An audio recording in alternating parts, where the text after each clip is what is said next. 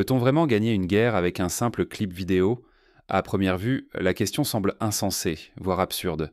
Pourtant, en ce début d'année 2025, c'est exactement le pari que tente Kirill Boudanov, le chef du renseignement militaire ukrainien.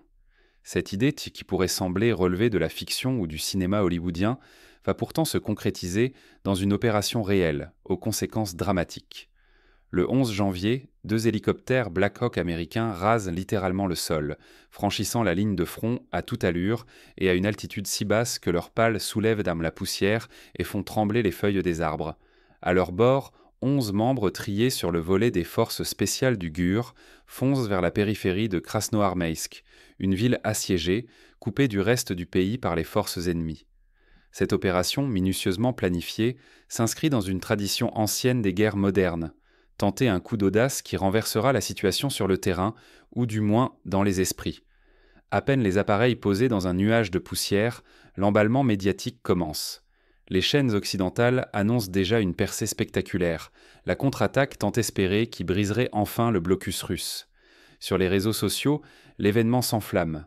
La victoire paraît acquise avant même que le premier coup de feu ne soit tiré. Cette dynamique rappelle la fameuse bataille de Saïgon à la fin de la guerre du Vietnam, où les images diffusées dans le monde entier ont forgé la perception d'une défaite américaine, bien au-delà de la réalité militaire sur le terrain. Boudanov orchestre tout, du plan militaire à la scénographie. Il pose devant les caméras, multiplie les apparitions, transforme l'opération en fresque héroïque. Il n'est pas sans rappeler Napoléon Bonaparte, qui savait l'importance de la mise en scène et se faisait peindre dirigeant ses troupes au plus fort de la bataille. Mais ici, la mission devient un spectacle calibré pour l'opinion mondiale, la promesse d'un tournant décisif là où la réalité est bien plus incertaine. Mais derrière les images triomphantes, tout s'effondre. Ce qui devait être un exploit militaire vire au fiasco complet, plongeant l'armée et son chef dans une tempête sans précédent. Un parallèle s'impose avec la tentative de raid américain à Mogadiscio en 1993, connue sous le nom de Black Hawk Down, où l'illusion de maîtrise a cédé place au chaos et à la tragédie.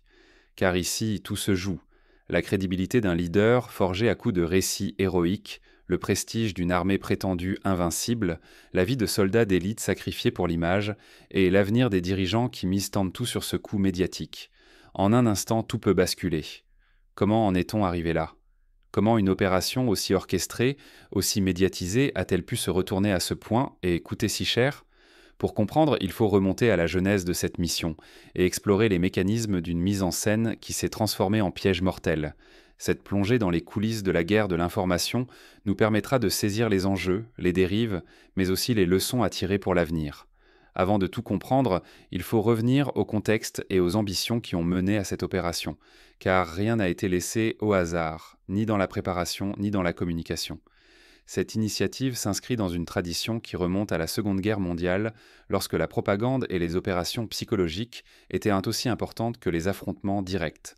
Par exemple, l'opération Fortitude, orchestrée par les Alliés pour tromper les Allemands sur le lieu du débarquement en Normandie, reposait sur une construction d'illusions et de faux-semblants, démontrant que l'information pouvait s'avérer une arme redoutable.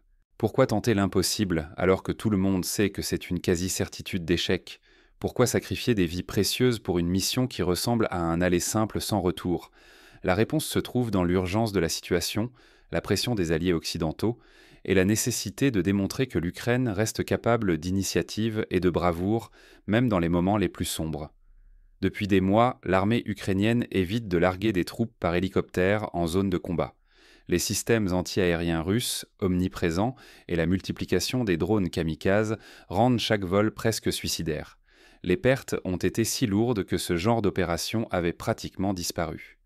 Cette prudence rappelle celle adoptée par les forces américaines au Vietnam, après les premières pertes massives lors des débarquements héliportés. Lorsque l'ennemi adapte ses tactiques et cible prioritairement les aéronefs, le coût humain et matériel devient prohibitif. Pourtant, le 11 janvier 2025, le GUR décide de briser ce tabou. Deux hélicoptères américains survolent la ligne de front, frôlant le sol, et déposent 11 soldats d'élite près de Krasnoarmeysk. Ces hommes, parmi les mieux entraînés du pays, n'ont pas pour mission une percée militaire, mais un geste hautement symbolique: décrocher un drapeau russe, hisser le drapeau ukrainien, filmer la scène. Chaque détail est pensé pour l'image, pour la narration. On songe à la célèbre photo de la levée du drapeau américain sur Iwo Jima en 1945, image qui a marqué à jamais l'opinion publique, bien plus que la bataille elle-même. Dans l'ombre, la machine médiatique est déjà lancée. Avant même que les pales ne s'arrêtent, Reuters, The Economist, d'autres médias reçoivent des communiqués rédigés à l'avance. Les articles attendent d'être publiés au moindre signal, que l'opération réussisse ou échoue. La communication devance la réalité du terrain. On se souvient de ce même schéma lors du raid d'Entebbe en 1976, où la réussite éclatante fut immédiatement relayée dans le monde entier, forgeant la légende de l'armée israélienne. Même la présence de Kirill Boudanov, chef du GUAR, à une centaine de kilomètres du point chaud, s'inscrit dans cette mise en scène. Photographié, encadré de commandos, il donne l'impression de diriger en personne une opération décisive. Mais ce n'est aucun décor, un outil politique pour rassurer l'opinion et les alliés occidentaux. Cette théâtralisation du commandement rappelle les visites de Churchill sur les lieux de bombardement durant le Blitz, destinées à galvaniser la population et à envoyer un signal fort à l'ennemi. L'enjeu, à cet instant, est colossal. Engager l'élite des forces spéciales et des moyens aériens hors de prix pour 15 secondes de propagande. L'échec ne serait pas qu'une défaite militaire, mais un séisme pour la crédibilité de l'armée ukrainienne et de ses dirigeants. Tout repose sur une poignée d'images soigneusement préparées avant même que la poussière ne retombe. Dans l'histoire, la bataille de Dieppe en 1942 a connu un sort similaire, une opération montée en épingle, mais qui s'est soldée par un désastre, coûtant la vie à des centaines de soldats alliés pour un impact médiatique éphémère. Derrière cette façade, une vérité brutale attend. Que s'est-il vraiment passé sur le terrain? Et pourquoi cette opération semblait-elle condamnée dès le départ? Pour répondre à ces questions, il faut plonger dans les détails de l'exécution, là où chaque minute compte, chaque décision peut sauver ou condamner. Pour comprendre les conséquences de cette mission, il faut revenir aux premières minutes après l'atterrissage. Là, chaque choix, chaque hésitation va faire basculer la mission dans l'irréparable. C'est la loi du champ de bataille, où la moindre erreur se paie au prix fort. Quand la vérité du champ de bataille s'impose à la fiction, tout s'effondre brutalement. Les hélicoptères ukrainiens franchissent la ligne de front à une altitude si basse qu'ils effleurent presque la terre. Quelques mètres les séparent du sol. Une audace technique, un pari sur l'invisibilité. Dans la nuit, ils déposent l'équipe d'élite, invisible au radar, silencieuse comme l'ombre. Cette technique rappelle les Nap of the Earth flights, pratiquées par les pilotes américains en Afghanistan pour éviter la détection, mais qui exposaient les machines au moindre obstacle ou tir au sol. Mais à peine la mission commence-t-elle qu'une menace invisible surgit, la surveillance permanente des drones russes.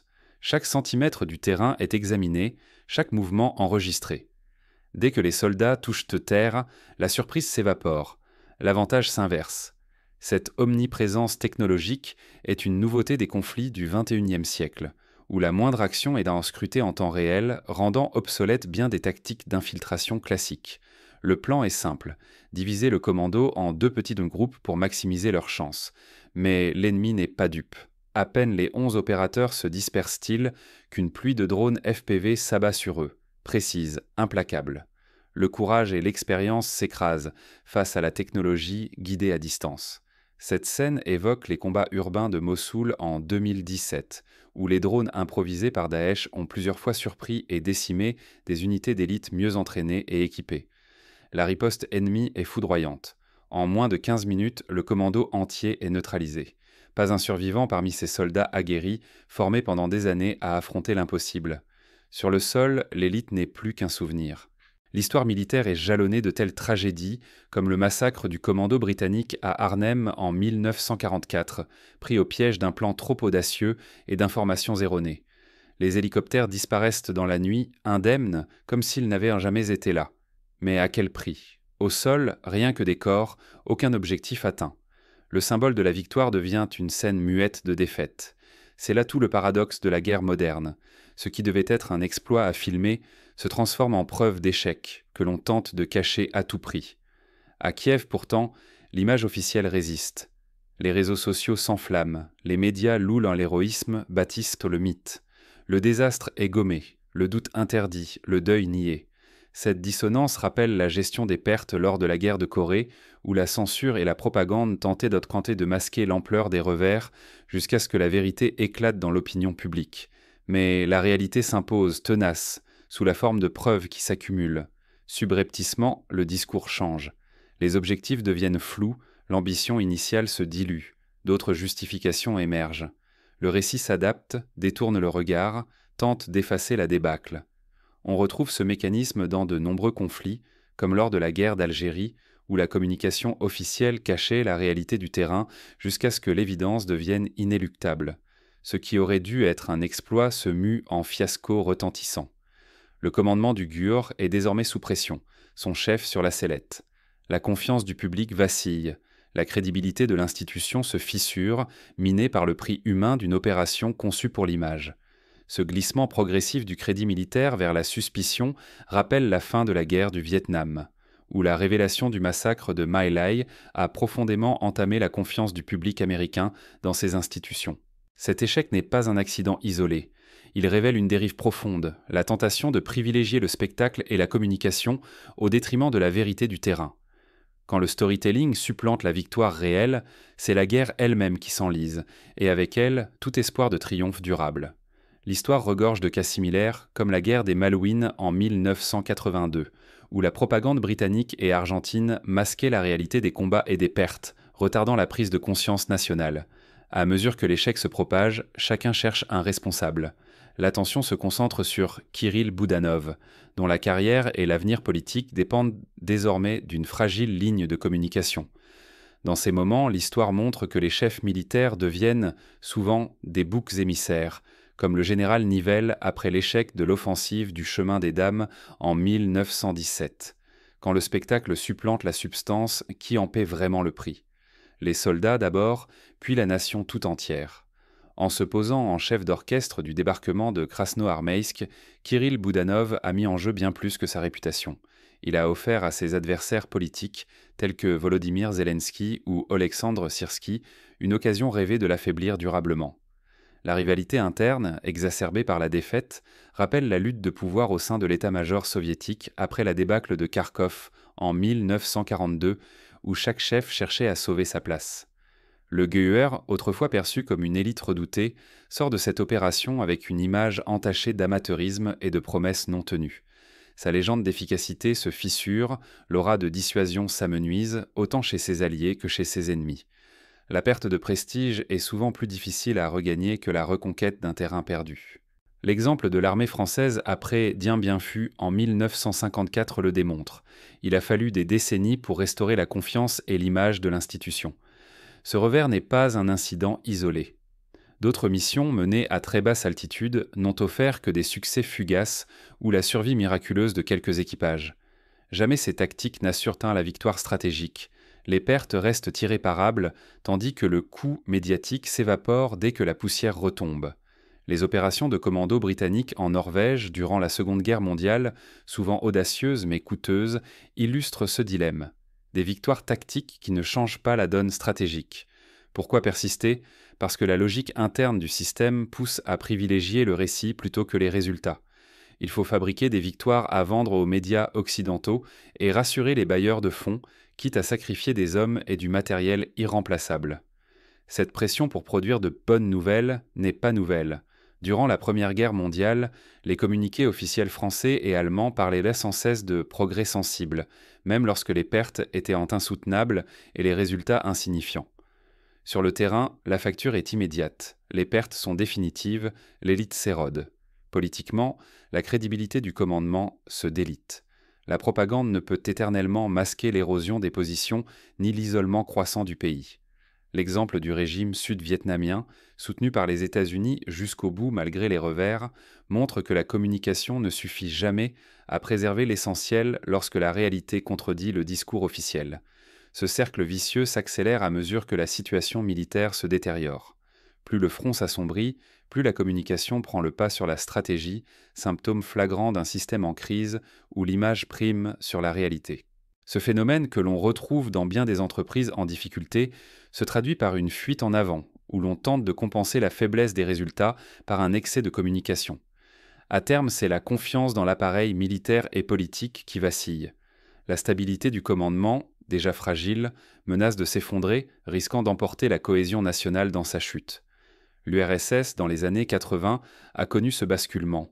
où la perte de confiance dans l'armée et le parti a précipité l'effondrement du système. Reste une question brûlante.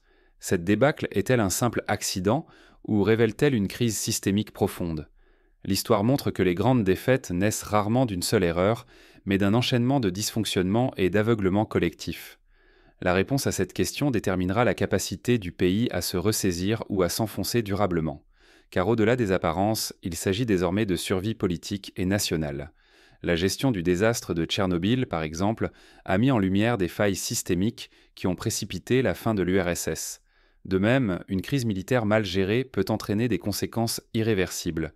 La victoire médiatique a-t-elle un sens si elle sert à dissimuler un échec stratégique cuisant?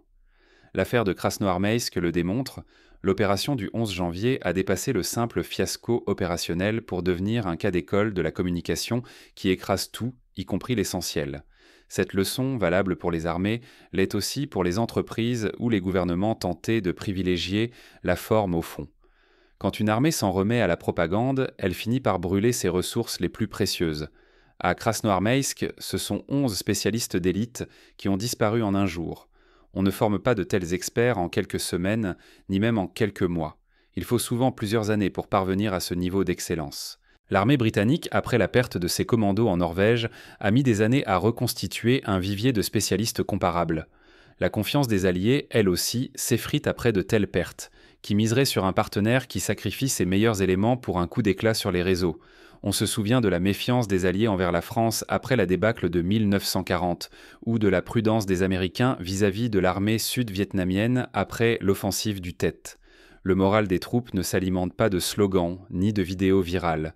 Il se nourrit de victoires réelles et de respect mutuel entre soldats et commandement.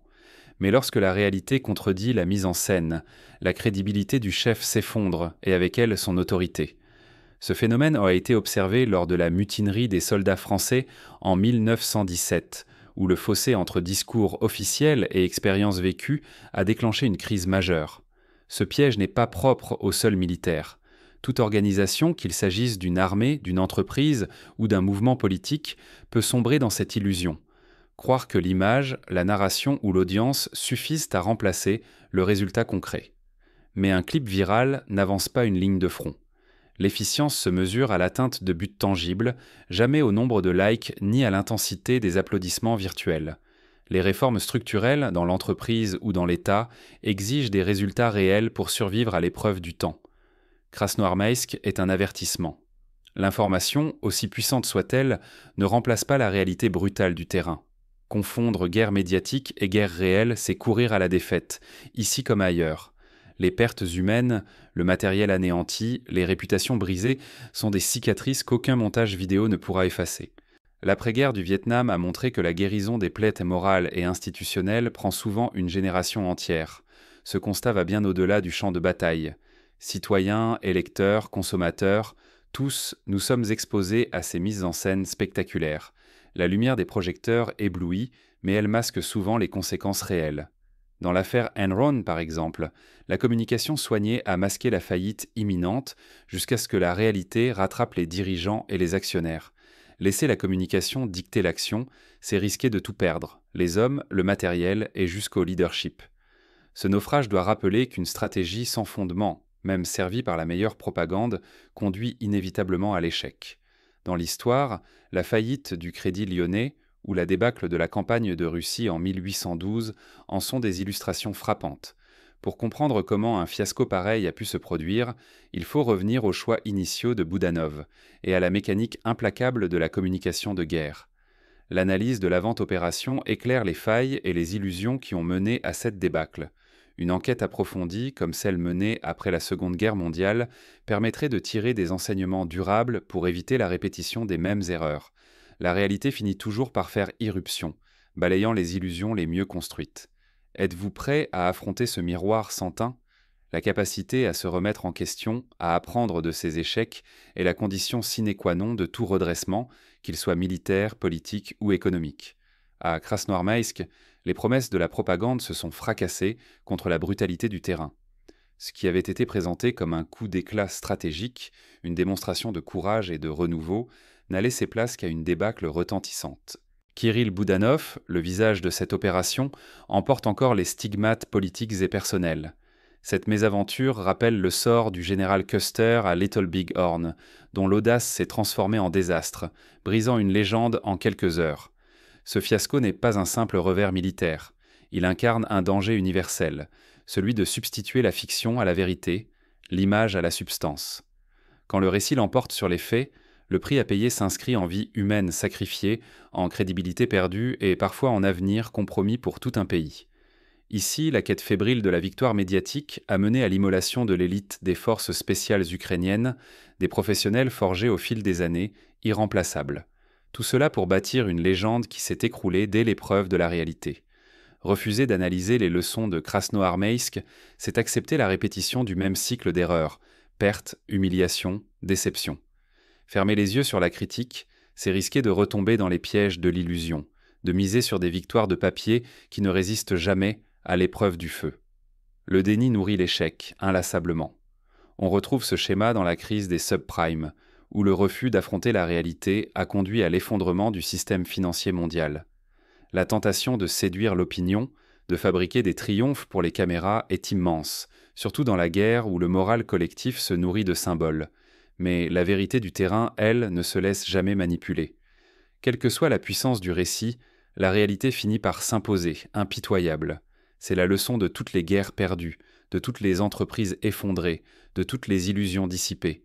Cette leçon ne se limite pas à l'armée ukrainienne. Elle vise tout pouvoir, toute organisation fascinée par le storytelling, tentée de privilégier l'annonce choc à la préparation patiente, le spectaculaire à l'efficace. Les conséquences sont inéluctables. Tôt ou tard, la réalité réclame son dû et la facture est toujours plus lourde que prévu. Les grandes entreprises qui ont survécu aux crises, Toyota après le rappel massif de véhicules, IBM après la révolution informatique, ont su faire face au réel et réformer en profondeur. Face à cela, la seule attitude responsable, citoyenne ou stratégique consiste à cultiver l'esprit critique. Interroger sans relâche les images, les récits, les versions officielles. Se rappeler que la vérité, même inconfortable, est plus précieuse que n'importe quelle fiction flatteuse, car oublier ce principe, c'est condamner toute nation, toute armée, tout homme et tout leader à revivre sans fin le même naufrage.